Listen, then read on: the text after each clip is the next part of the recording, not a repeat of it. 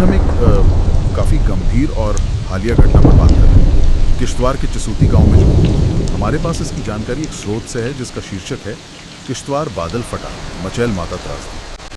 तो ये हमें एक अंदाज़ा देता है कि वहाँ क्या हुआ।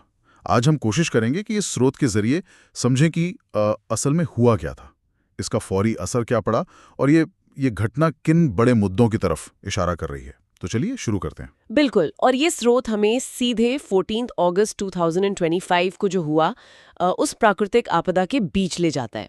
इसकी गंभीरता इसलिए भी ज्यादा है, जैसा स्रोत में बताया गया है, कि ये मचैल माता तीर्थ यात्रा के बिल्कुल पीक टाइम पे हुआ। हाँ, ये महत्वपूर्ण है। जी, ऐसी जगह और ऐसे समय पर जब आपदा आती है तो उसके परिणाम कहीं ज्यादा दुखद और जटिल हो जाते हैं। तो क्या हुआ था उस दिन? स्रोत क्या कहता है? स्रोत साफ बताता है कि 14 अगस्त 2025 को किश्तवाड़ के चिसोती गांव में बादल फटा। और ये चिसोती गांव, जैसा आपने कहा, मचैल माता यात्रा के रास्ते पर है। हाँ, स्रोत ये भी कहता है कि उस वक्त वहां तीर्थयात्रियों की बहुत ज्यादा भीड़ थी। यात्रा का मौसम था तो जाहिर है लोग ज्यादा थे। जी हाँ, बिल्कुल। और स्रोत सिर्फ ये नहीं बताता कि बादल फटा, बल्कि ये भी कि कितनी अचानक और तेजी से ये सब हुआ। ऐसा कहा गया है कि अचानक बहुत तेज बारिश हुई और फिर बादल फटा, मतलब पलक झपकते ही बाढ़ आ गई। एकदम अचानक। हाँ, ये कोई धीरे धीरे बढ़ने वाली बाढ़ नहीं थी, एक झटके में आई तबाही थी। तो इस तेज बारिश और बादल फटने का तात्कालिक नतीजा क्या निकला? स्रोत कहता है परिणाम बहुत भयानक थे। बहुत भयानक।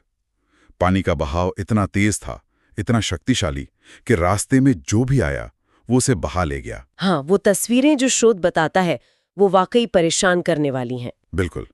स्रोत खास तौर पर बताता है कि इस बाढ़ ने सिर्फ लोगों पर असर नहीं डाला, बल्कि वहां का जो इंफ्रास्ट्रक्चर था उसे भी तबाह कर दिया।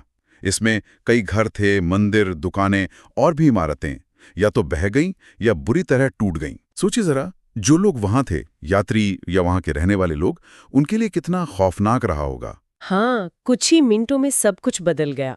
और पहाड़ी इलाकों में तो पानी का वेग वैसे भी बहुत ज्यादा होता है। सही बात है। और जब इतनी ज्यादा मात्रा में पानी अचानक आता है तो उसका विनाशकारी असर कई गुना बढ़ जाता है।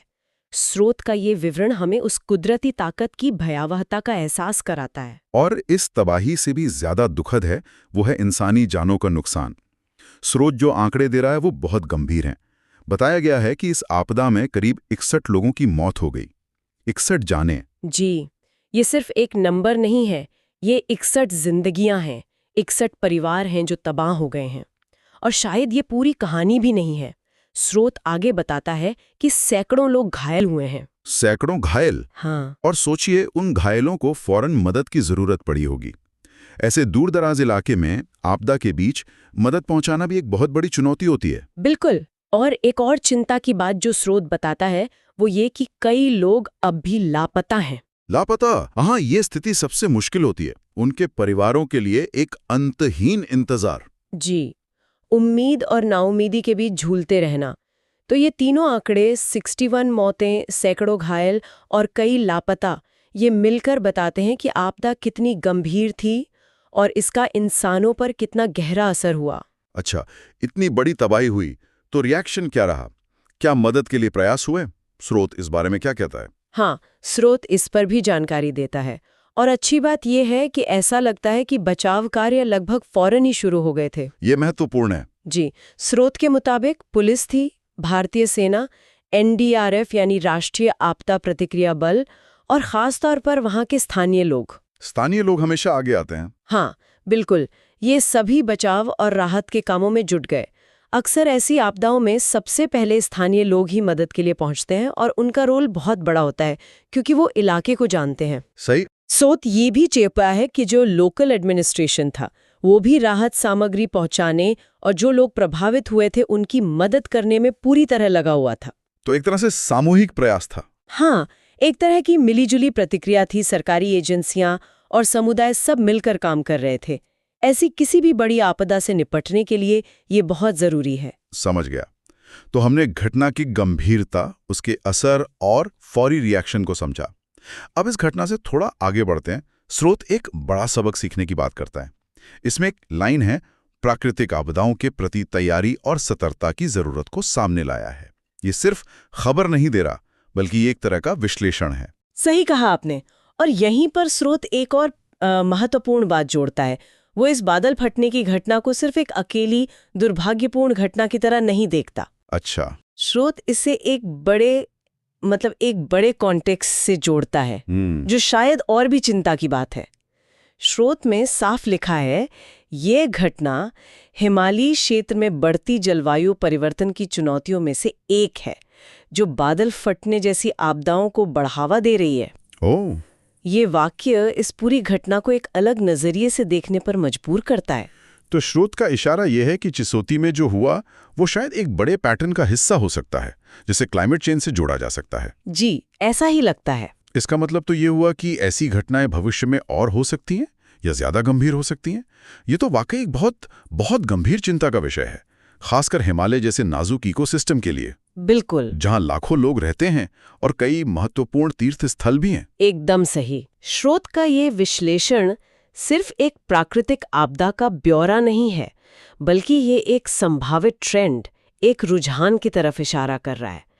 यह कह रहा है कि हिमालय जैसे सेंसिटिव इलाके में क्लाइमेट चेंज की वजह से मौसम का पैटर्न बदल रहा है।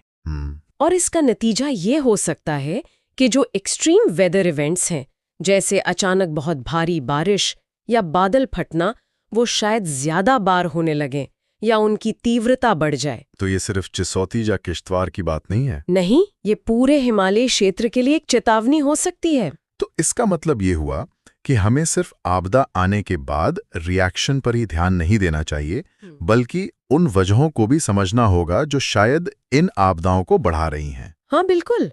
स्रोत हमें सोचने पर मजबूर करता है कि क्या हमारी जो मौजूदा तैयारी है, जो योजनाएं हैं, वो इस बदलते हुए खतरे का सामना करने के लिए काफी हैं, खासकर उन जगहों पर जहां इंसानी गतिविधियां बढ़ रही हैं, जैसे तीर्थ यात्रा मार्ग। निश्चित रूप से।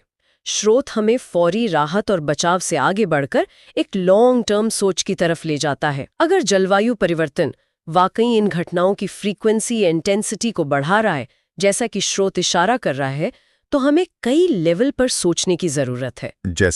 जैसे हमें अपनी डेवलपमेंट प्लानिंग को फिर से देखना होगा। क्या हम पहाड़ी ढलानों पर निर्माण करते समय इन बढ़ते जोखिमों का ध्यान रख रहे हैं? हमारा इंफ्रास्ट्रक्चर, सड़कें, पुल, इमारतें, क्या वो ऐसी एक्सट्रीम घटनाओं को झेलने के लिए डिजाइन किए गए हैं? और आपदा प्रबंधन। हाँ, हमारी आपदा प्रबंधन रणनीतियाँ क्या वो सिर्फ रिएक्शन पे फोकस करती हैं या अर्ली वार्निंग सिस्टम्स और रिस्क कम करने के उपायों पर भी जोर देती हैं? ये पहलू वाकई बहुत महत्वपूर्ण है।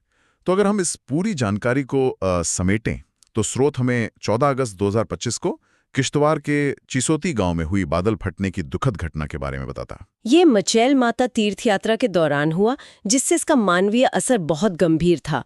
हमने 61 मौतों, सैकड़ों घायलों और कई लापता लोगों के आंकड़े देखे। जी। हमने ये भी समझा कि बचाव कार्य फौरन शुरू हुए और इसमें कई एजेंसियों के साथ साथ स्थानीय लोगों ने भी अहम भूमिका निभाई। हाँ, और इन तात्कालिक विवरणों के अलावा, जैसा स्रोत ने साफ किया, ये घटना 2 बड़े मुद्दों को सामने लाती है। पहला, हमें लगातार अपनी आपदा तैयारियों को मजबूत करने और ज्यादा सतर्क रहने की जरूरत है, खासकर ऐसी अचानक आने वाली आपदाओं के लिए। और दूसरा, जो शायद लंबे समय के लिहाज से और भी अहम है, ये घटना हमें हिमालय जैसे नाजुक और महत्वपूर्ण क्षेत्रों पर जलवायु परिवर्तन के बढ़ते खतरों के प्रति आगाह करती है। स्रोत इस बात पर जोर देता है कि ये सिर्फ एक लोकल घटना नहीं, बल्कि एक बड़े ग्लोबल ट्रेंड का असर हो सकती है। ये वाकई सोचने वाली बात है। ये हमें सिर्फ तथ्यों से रूबरू नहीं कराता, बल्कि भविष्य के लिए एक तरह की चेतावनी भी देता है। बिल्कुल। और ये पूरी चर्चा हमें एक अहम सवाल पर लाकर खड़ा कर देती है।